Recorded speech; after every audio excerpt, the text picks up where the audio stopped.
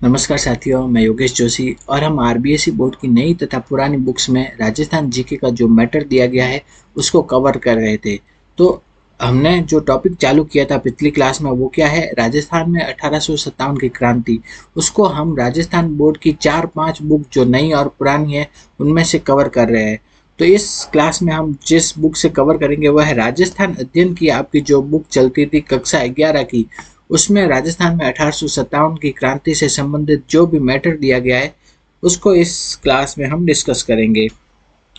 तो शुरू करते हैं 1857 की क्रांति का सूत्रपात एवं विस्तार, उसके बारे में देखते हैं। सबसे पहले तो 1857 की क्रांति प्रारंभ होने के समय राजपूताना में नसीराबाद, नीमच, देवली, ब्यावर, एरिनपुरा, खेरवाड़ा ये सब सैनिक छावनियां थी। तो 1857 की क्रांति जब चालू हुई थी तो राजस्थान में कौन कौन सी सैनिक छावनियां थी, वो थी एक तो नसीराबाद हो गई, ठीक है, नसीराबाद, फिर होगी नीमच, फिर देवली, ब्यावर, एरिनपुरा और खेरवाड़ा, ये सब सैनिक छावनियां थी 1857 की क्रांति के समय।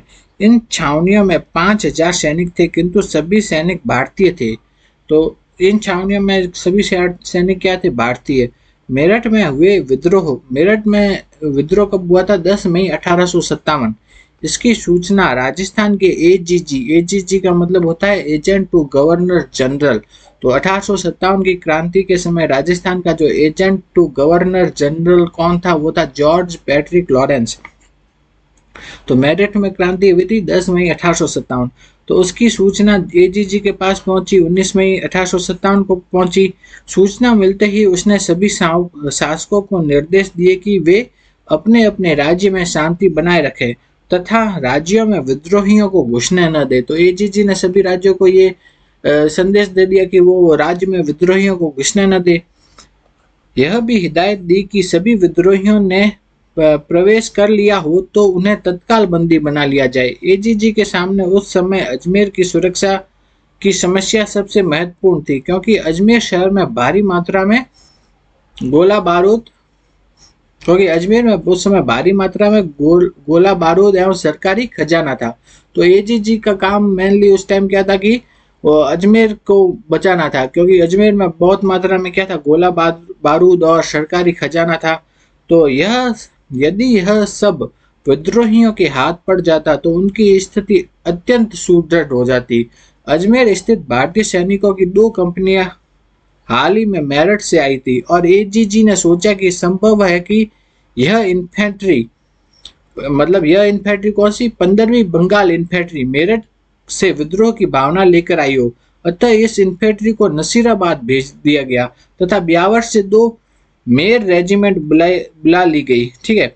तो जो 15वीं बंगाल इन्फेंट्री आई थी ना, कहाँ से आई थी, मेरठ से आई थी। तो उसको कहाँ भेज दिया गया, उसको भेज दिया गया नसीराबाद। और जो और उसमें अजमेर में क्या बुला लिया गया, ब्यावर से 2 मेयर रेजिमेंट बुला लिए गए, ठीक है। नेक्स्ट है, तत्पश्चात उसने डीसा से एक यूरोपीय सेना भेजने को लिखा। आगे हम देखते हैं राजस्थान में क्रांति की शुरुआत कहाँ से हुई, नसीराबाद से हुई थी। राजस्थान में क्रांति थी उसकी शुरुआत कहाँ से हुई थी, नसीराबाद से हुई थी। तो इसके कारण मेनली क्या क्या थे, तो एजीजी ने 15वीं बंगाल इन्फेंट्री जो अजमेर में थी उसे अविश्वास के कारण नसीराबाद भेज दिया था। इस अविश्वास के चलते उनमें असंतोष पनपा। तो पहला कारण तो ये हो गया। नेक्स्ट है कि मेरठ में हुए विद्रोह की सूचना के पश्चात अंग्रेज सैन्य अधिकारियों ने नसीराबाद स्थित सैनिक छावनी की रक्षार्थ फर्स्ट बम्बई लॉन्सन्स के उन सैनिकों से जो वफादार समझे जाते थे गश्त लगवाना प्रारंभ किया, ठीक है। नेक्स्ट है, तोपों को तैयार रखा गया। अतः नसीराबाद में जो 15वीं नेटिव इन्फेंट्री थी उसके सैनिकों ने सोचा कि अंग्रेजों ने यह कार्रवाई भी भारतीय सैनिकों को कुचलने के लिए की है तथा गोला बारूद से भरी तोपें उनके विरुद्ध प्रयोग करने के लिए तैयार की जा रही है। इसलिए उनमें क्या हो गया, विद्रोह की भावना उत्पन्न हो गई। नेक्स्ट देखते हैं कि बंगाल और दिल्ली में छद्मधारी साधुओं ने चर्बी वाले कारतूसों के विरुद्ध प्रचार कर विद्रोह का संदेश प्रसारित किया, जिससे अफवाहों का बाजार गर्म हो गया। वस्तुतः 1857 के विद्रोह का तात्कालिक कारण चर्बी वाले कारतूसों को लेकर था। तो ऐसी वो ये पहल गई थी कि है ना कि जो कारतूस है उनमें क्या है, चर्बी है, जिसके कारण 1857 की क्रांति का प्रमुख कारण था ये। नेक्स्ट देखते हैं, इनफील्ड राइफलों में प्रयोग लिए जाने वाले कारतूसों की टोपी को दांतों से हटाना पड़ता था। इन कारतूसों को चिकना करने के लिए गाय और सुअर की चर्बी काम में लाई जाती थी। इसका पता चलते ही हिंदू मुसलमान सभी सैनिकों में विद्रोह की भावना बलवती हो गई। सैनिकों ने यह समझा कि अंग्रेज उन्हें धन भ्रष्ट करना चाहते हैं। यही कारण था कि क्रांति का प्रारंभ नियत समय से पहले हो गया। तो मतलब ये अफवाह फैल गई कि ये खबर फैल गई थी कि ये ना जो कारतूस है उनमें चर्बी का इस्तेमाल है, जिससे क्रांति का प्रारंभ कब हो गया, समय से पहले ही हो गया। नेक्स्ट है, राजस्थान में क्रांति का प्रारंभ कब हुआ? 28 मई 1857 को हुआ था। कहाँ से हुआ था? नसीराबाद छावनी से हुआ। और किया किसने था? 15वीं बंगाल नेटिव इन्फेंट्री के सैनिकों द्वारा किया गया। तो राजस्थान में जो क्रांति चालू हुई थी वो कब से चालू हुई थी? 28 मई 1857 को। का चालू कहाँ से हुई थी? नसीराबाद छावनी से। और वो की किसने थी? 15वीं बंगाल नेटिव इन्फेंट्री के सैनिकों द्वारा की गई थी। नेक्स्ट है, नसीराबाद छावनी के सैनिकों में 28 मई 1857 को विद्रोह कर छावनी को लूट लिया तथा अंग्रेज अधिकारियों के बंगलों पर आक्रमण किया। ठीक है, नसीराबाद में क्रांति हुई थी 28 मई 1857 को। मेजर स्पॉटिसवुड और न्यू बारी की हत्या के बाद शेष अंग्रेजों ने नसीराबाद छोड़ दिया। तो ये मेजर स्पॉटिसवुड और न्यू बारी, इनकी हत्या कहाँ हुई थी? इनकी हत्या हुई थी, ये हुई थी नसीराबाद में। ठीक है, तो याद रखना है, मेजर स्पॉटिसवुड और न्यू बारी, इनकी हत्या हुई थी कहाँ? नसीराबाद छावनी में हुई थी। और नसीराबाद में क्रांति कब चालू हुई? 28 मई 1857 को चालू हुई थी। नेक्स्ट हम देखते हैं आगे। हम देखते हैं, छावनी को लूटने के बाद विद्रोही सैनिकों ने दिल्ली की ओर प्रस्थान किया। इन सैनिकों ने 18 जून 1857 को दिल्ली पहुंचकर अंग्रेज पलटन को पराजित किया, जो दिल्ली में घेरा डाले हुए थी। ठीक है, तो नसीराबाद के लोग कहाँ चले गए? वो चले गए दिल्ली। नेक्स्ट है, नसीराबाद की क्रांति की सूचना नीमच पहुंचने पर 3 जून 1857 को नीमच छावनी के भारतीय सैनिकों ने विद्रोह कर दिया। तो नीमच में विद्रोह कब हुआ था? 3 जून 1857 को हुआ था। नसीराबाद में हुआ था 28 मई 1857 को। नेक्स्ट है, उन्होंने शस्त्रागारों को आग लगा दी तथा अंग्रेज अधिकारियों के बंगलों पर हमला करके एक अंग्रेज सार्जेंट की पत्नी तथा बच्चों का वध कर दिया। नीमच छावनी के सैनिक चित्तौड़, हमीरगढ़ तथा बनेड़ा में अंग्रेज बंगलों को लूटते हुए शाहपुरा पहुंचे। यहाँ के सामंत ने इनको रसद की आपूर्ति की। यहाँ से ये सैनिक निम्बाहेड़ा पहुंचे, जहाँ जनता ने इनका स्वागत किया। इन सैनिकों ने देवली छावनी को घेर लिया। छावनी के सैनिकों ने इनका साथ दिया। छावनी को लूटकर ये क्रांतिकारी टोंक पहुंचे, जहां जनता ने नवाब के आदेशों की परवाह न करते हुए इनका स्वागत किया। टोंक से आगरा होते हुए ये सैनिक दिल्ली पहुंचे। कैप्टन सावर्स ने कोटा, बूंदी, मेवाड़ की सेनाओं की सहायता से नीमच पर पुनः अधिकार कर लिया। तो ये हो गया नीमच जो विद्रोह है उसके बारे में हो गया। नीमच विद्रोह कब हुआ था? वो हुआ था 3 जून 1857 को हुआ था। बाद में ये नीमच विद्रोह के बाद हम देखते हैं कि 1835 में अंग्रेजों ने जोधपुर की सेना के सवारों पर अकुशल होने का आरोप लगाकर जोधपुर लीजियन का गठन किया था। इसका केंद्र को क्या था? एरिनपुरा रखा गया था। 21 अगस्त 1857 को जोधपुर लीजियन के सैनिकों ने विद्रोह कर आबू में अंग्रेज सैनिकों पर हमला कर दिया। तो एरिनपुरा है, एरिनपुरा में विद्रोह कब हुआ था? वो हुआ था 21 अगस्त 1857 को। कब हुआ? 21 अगस्त 1857 को। यहाँ से एरिनपुरा आ गए, जहां इन्होंने छावनी को लूट लिया तथा जोधपुर लीजियन के सैनिकों को अपनी ओर मिलाकर चलो दिल्ली मारो फिरंगी का नारा लगाते हुए दिल्ली की ओर चल पड़े। तो चलो दिल्ली और मारो फिरंगी, ये वाला नारा कहाँ लगा था? ये लगा था एरिनपुरा छावनी में। नेक्स्ट है, एरिनपुरा के विद्रोही सैनिकों की भेंट खेरवा नामक स्थान पर ठाकुर खुशाल सिंह आहुआ से हुई।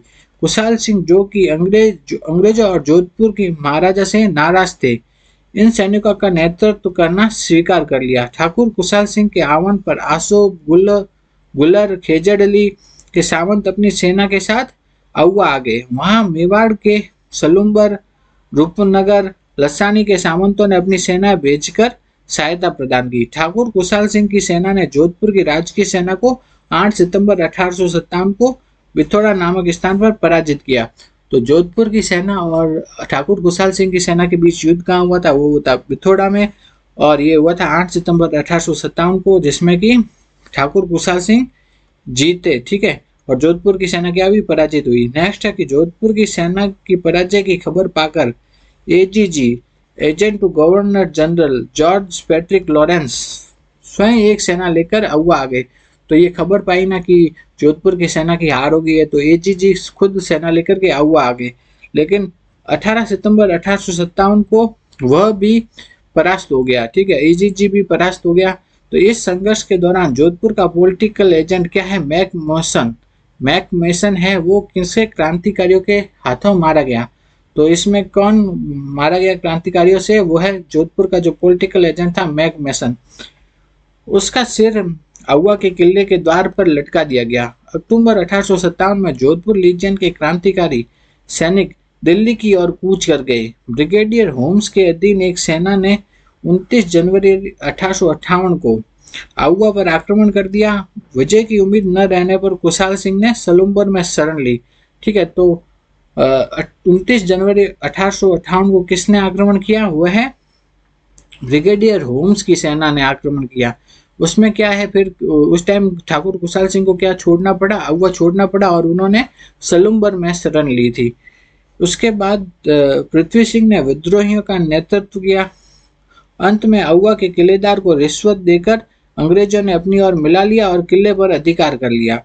अंग्रेजों ने यहाँ अमानवीय अत्याचार किए एवं अगवा की महाकाली की मूर्ति या सुगाली माता, जो अगवा के ठाकुर कुशाल सिंह की कुल देवी थी, उनकी मूर्ति को कहाँ लेकर गए, वो अजमेर लेकर गए। नेक्स्ट हम देखते हैं कोटा में राजकीय सेना तथा आम जनता ने, अब कोटा में विद्रोह के बारे में देखते हैं। कोटा में राजकीय सेना तथा आम जनता ने अंग्रेजों के विरुद्ध संघर्ष किया। 14 अक्टूबर 1857 को कब हुआ था कोटा में क्रांति का प्रारंभ, 14 अक्टूबर 1857 को, ठीक है। कोटा के पॉलिटिकल एजेंट मेजर बर्टन ने कोटा महाराव राम सिंह द्वितीय से भेंट करके अंग्रेज विरोधी अधिकारियों को दंडित करने का सुझाव दिया, ठीक है। तो कोटा के महाराव ने अंग्रेज अधिकारियों से क्या किया, भेंट किया और कहा कि जो अंग्रेज विरोधी अधिकारी हैं उनको दंडित किया जाए। मगर महाराव ने अधिकारियों के अपने नियंत्रण में न होने की बात कहते हुए बर्टन के सुझाव को मानने से इनकार कर दिया। 15 अक्टूबर 1857 को कोटा की सेना ने रेजिडेंसी को घेरकर मेजर बर्टन और उनके पुत्रों तथा एक डॉक्टर की क्या कर दी, हत्या कर दी। मेजर बर्टन का सिर कोटा शहर में घुमाया गया तथा महाराव का महल घेर लिया गया। विद्रोही सेना का नेतृत्व रिसालदार मेहराब खां और लाला जयदयाल कर रहे थे। तो कोटा में 1857 की क्रांति के नेता कौन थे, वो थे मेहराब खां और लाला जयदयाल। आगे हम देखते हैं विद्रोही सेना को कोटा के अधिकांश अधिकारियों व किलेदारों का भी सहयोग व समर्थन प्राप्त हो गया था। विद्रोहियों ने राज्य के भंडारों, राजकीय बंगलों, दुकानों, शस्त्रागारों, कोषागारों, कोतवाली इत्यादि पर आक्रमण कर लिया, अधिकार कर लिया। कोटा महाराव की स्थिति असहाय हो गई, वह एक महल में कैदी हो गए। लाला जयदयाल और मेहराब खान ने समस्त प्रशासन अपने हाथ में ले लिया। जिला अधिकारियों को राजस्व वसूली के आदेश दिए। मेहराब खां और जयदयाल ने महाराव को एक परवाने पर हस्ताक्षर करने के लिए विवश किया, जिसमें मेजर बर्टन व उसके पुत्रों की हत्या महाराव के आदेश से करने एवं लाला जयदयाल को मुख्य प्रशासनिक अधिकारी नियुक्त करने की बातों का उल्लेख था। लगभग 6 महीने तक विद्रोहियों का प्रशासन एवं नियंत्रण रहा। कोटा के जनसामान्य में भी अंग्रेजों के विरुद्ध तीव्र आक्रोश था। उन्होंने विद्रोहियों को अपना समर्थन व सहयोग दिया था, जिसके कारण तो कोटा के जो आम जनता थे उन्होंने भी, जो क्रांतिकारी थे, उनको अपना सहयोग दिया था। नेक्स्ट देखते हैं कि जनवरी 1858 में करौली से सैनिक सहायता मिलने पर महाराव के सैनिकों ने क्रांतिकारियों को गढ़ से खदेड़ दिया। तो ये पूछा जाता है कि कोटा के महाराव की सहायता किसने की थी, वो थी करौली। इंपॉर्टेंट है, पूछा जाता है कि कोटा के महाराव की जो सहायता करने के लिए कहाँ से सेना आई थी, वो थी करौली से सेना आई थी, ठीक है। नेक्स्ट है किंतु कोटा शहर को क्रांतिकारियों से मुक्ति कराना शेष था। 22 मार्च 1858 को जनरल रॉबर्ट्स के नेतृत्व में एक सेना कोटा शहर को विद्रोहियों से मुक्त करवाया गया। ये तो क्या हो गया, कोटा में 1857 की क्रांति। अब देखते हैं टोंक। टोंक में 1857 की क्रांति के बारे में देखते हैं। टोंक का नवाब कौन था? वजीदुल्ला अंग्रेजों का समर्थक था, लेकिन टोंक की जनता और सेना की सहानुभूति क्रांतिकारियों के साथ थी। सेना का एक बड़ा भाग विद्रोहियों से मिल गया तथा इन सैनिकों ने नीमच के सैनिकों के साथ नवाब के किले को घेर लिया। सैनिकों ने नवाब से अपना वेतन वसूल किया और नीमच की सेना के साथ दिल्ली चले गए। नवाब के मामा मीर आलम खान ने विद्रोहियों का साथ दिया। ठीक है, तो टोंक में 1857 की क्रांति के नेता कौन थे? मीर आलम खान। ठीक है, तो टोंक में 1857 की क्रांति के नेता कौन थे? मीर आलम खान। नेक्स्ट है 1858 ईस्वी में के प्रारंभ में तात्या टोपे के टोंक पहुंचने पर जनता ने तात्या को सहयोग दिया एवं टोंक का जागीरदार नासिर मोहम्मद खान ने भी तात्या का साथ दिया था, जबकि नवाब ने अपने आप को किले में बंद कर लिया था। तो ये तात्या टोपे कहाँ आए थे? टोंक भी आए थे। ठीक है, नेक्स्ट हम देखते हैं धौलपुर। महाराजा भगवंत सिंह अंग्रेजों के पक्षधर थे। धौलपुर का जो महाराजा था भगवंत सिंह, वो अंग्रेजों का पक्षधर था। अक्टूबर 1857 में ग्वालियर तथा इंदौर के क्रांतिकारी सैनिकों ने धौलपुर में प्रवेश किया। धौलपुर राज्य की सेना तथा अधिकारियों क्रांतिकारियों से मिल गए। धौलपुर की सेना किससे और अधिकारी किससे? क्रांतिकारियों से मिल गए। विद्रोहियों ने 2 महीने तक राज्य पर अपना अधिकार बनाए रखा। दिसंबर 1857 में पटियाला की सेना ने धौलपुर के क्रांतिकारियों को भगा दिया। तो धौलपुर की सहायता करने के लिए सेना कहाँ से आई थी? पटियाला से। और जबकि कोटा के महाराव की सहायता करने के लिए सेना आई थी करौली से। तो ये याद रखना है थोड़ा। सन 1857 में भरतपुर पर पॉलिटिकल एजेंट का शासन था अतः भरतपुर की सेना विद्रोहियों को दबाने के लिए भेजी गई। ठीक है, सन 1857 में भरतपुर पर पॉलिटिकल एजेंट का क्या था? शासन था, अतः भरतपुर की सेना विद्रोहियों को दबाने के लिए भेजी गई, परंतु भरतपुर में मेव व गुर्जर जनता ने क्रांतिकारियों का साथ दिया। फलस्वरूप अंग्रेज अधिकारियों ने भरतपुर छोड़ दिया, मगर भरतपुर से विद्रोहियों के चले जाने पर वहां का तनाव का वातावरण हो गया। नेक्स्ट देखते हैं करौली। करौली के शासक महाराव मदन पाल ने अंग्रेज अधिकारियों का साथ दिया था। महाराव ने अपनी सेना अंग्रेजों को सौंप दी तथा कोटा महाराव की सहायता के लिए भी अपनी सेना भेजी। तो ये पूछा जाता है कि कोटा महाराव की सहायता के लिए सेना किसने भेजी थी? करौली के शासक मदन पाल ने। किन्होंने? करौली के शासक मदन पाल ने। उसने अपनी जनता से विद्रोह में भाग न लेने और विद्रोहियों का साथ न देने की अपील की थी। नेक्स्ट है अलवर भी क्रांतिकारी भावना से अछूता नहीं था। अलवर के दीवान फैजुल्ला खां की सहानुभूति क्रांतिकारियों के साथ थी। महाराज मने सिंह ने अंग्रेजों की सहायतार्थ आगरा सेना भेजी। अलवर राज्य की गुर्जर जनता की सहानुभूति भी क्रांतिकारियों के साथ थी। अलवर के बाद हम देखते हैं बीकानेर। बीकानेर के महाराजा कौन थे? सरदार सिंह। राजस्थान का अकेला ऐसा शासक था जो सेना लेकर विद्रोहियों को दबाने के लिए राज्य से बाहर भी गया। तो ये पूछा जाता है कि कहाँ का शासक, कौन सा शासक था जो कि 1857 की क्रांति में सेना लेकर राज्य से बाहर भी गया? वो है सरदार सिंह। बीकानेर के शासक सरदार सिंह। नेक्स्ट है महाराजा ने पंजाब में विद्रोह को दबाने में अंग्रेजों का सहयोग किया। महाराजा ने अंग्रेजों को शरण तथा सुरक्षा भी प्रदान की। अंग्रेजों विरोधी भावना पर महाराजा ने कड़ा रुख अपनाकर उन पर नियंत्रण रखा। ठीक है, तो महाराजा ने कहा कि विद्रोह दबाने में सहायता की थी? वो है पंजाब का विद्रोह दबाने में सहायता की थी बीकानेर के सरदार सिंह ने।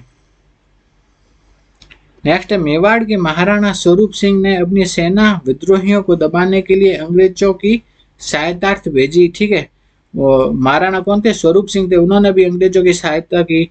उधर महाराणा के संबंध में न तो अपने सरदारों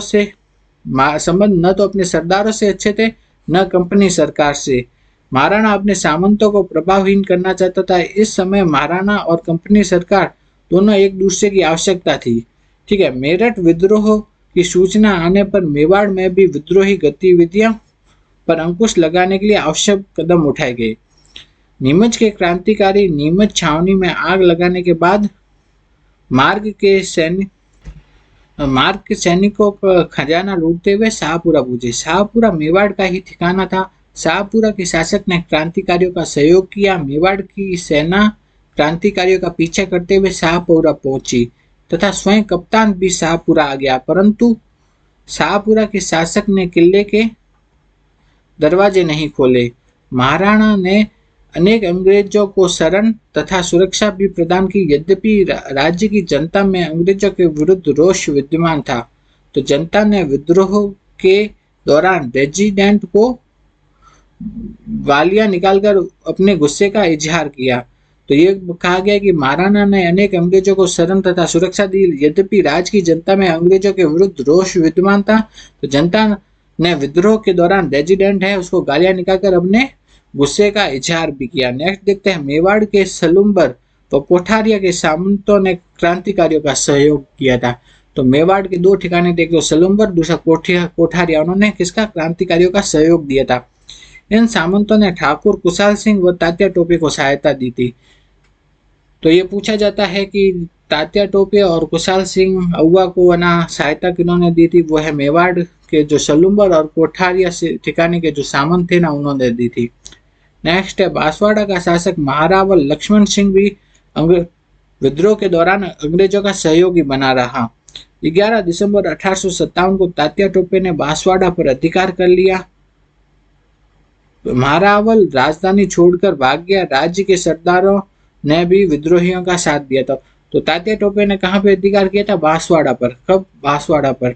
नेक्स्ट हम देखते हैं, डूंगरपुर, जैसलमेर, सिरोही, बूंदी के शासकों ने भी विद्रोह के दौरान अंग्रेजों की ही सहायता की थी। निष्कर्ष यह कहा जा सकता है कि राजपूताना में नसीराबाद, अहुआ, कोटा, एरिनपुरा, देवली सैनिक विद्रोह एवं क्रांति के प्रमुख केंद्र थे। इनमें भी कोटा सर्वाधिक प्रभावित स्थान रहा। कोटा की क्रांति की यह भी उल्लेखनीय बात है कि इसमें राज्य अधिकारी भी क्रांतिकारियों के साथ थे तथा उन्हें जनता का प्रबल समर्थन था। वे चाहते थे कोटा का महाराव अंग्रेजों के विरुद्ध हो जाए, तो वे महाराव का नेतृत्व स्वीकार कर लेंगे, किंतु महाराव इस बात से सहमत नहीं हुए। अहुआ का ठाकुर कुशाल सिंह को मारवाड़ के साथ मेवाड़ के कुछ सामंतों एवं जनसाधारण का समर्थन व सहयोग प्राप्त होना असाधारण बात थी। एरिनपुरा छावनी के पूर्वीय सैनिकों ने भी उसके अंग्रेज विरोधी संघर्ष में साथ दिया। जोधपुर लीजियन के क्रांतिकारी सैनिकों ने अहुआ के ठाकुर के नेतृत्व में लेफ्टिनेंट हेथकोट को हराया था। ठीक है, जोधपुर लीजियन के क्रांतिकारियों ने किसे हराया था, लेफ्टिनेंट हेथकोट को। ठीक है, अहुआ के विद्रोह को ब्रिटिश सर्वोच्चता के विरुद्ध जन संग्राम के रूप में देखने पर किसी को कोई आपत्ति नहीं होना चाहिए।